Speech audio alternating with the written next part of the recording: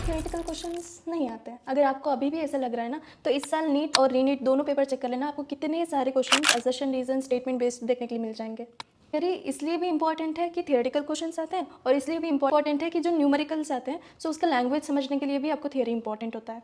आज हम एक ऐसा टॉपिक पढ़ने वाले हैं जो कि combination of numerical and theory दोनों आपको देखने के लिए मिलते हैं, जो कि topic of units and dimension है। तो welcome back to physics in short series का one of the most important topic is errors. तो थियोरेटिकल पार्ट में पहला आ जाता है types of errors on the basis of their nature. उसका जो नेचर क्या है उसके बेसिस पे अगर हम टाइप्स ऑफ एरर्स को डिवाइड करें तो होता है सिस्टमैटिक एरर, एक होता है रैंडम एरर। सो जो सिस्टमैटिक एरर होता है ना, सो सिस्टमैटिक मतलब आप एक सिस्टमैटिक वे में एरर होता है, मतलब आप प्रिडिक्ट कर सकते हो कि ये गलती होने वाला है। फॉर एग्जाम्पल, अगर वेइंग मशीन है, ठीक है, कोई इंसान नहीं खड़ा है उसके ऊपर, तो उसके ऊपर नहीं खड़ा होने के बाद भी वो वेइंग मशीन अगर 10 kg दिखा रहा है, तो इसका मतलब वो ज़्यादा बता रहा है ना, कोई नहीं है 0 kg पे 10 kg बता रहे हैं, इसका मतलब ज़्यादा बता रहा है, वो पॉजिटिव ज़ीरो एरर होता है।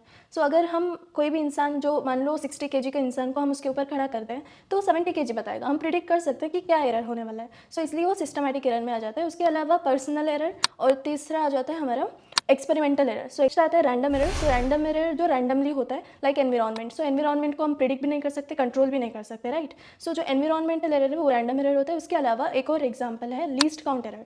सो काउंट एरर का मतलब होता है वो जो 0.1, 0.01, ये जो मिस्टेक होता है ना जब भी हम मेजर करते हैं किसी भी इंस्ट्रूमेंट से, बोलते हैं।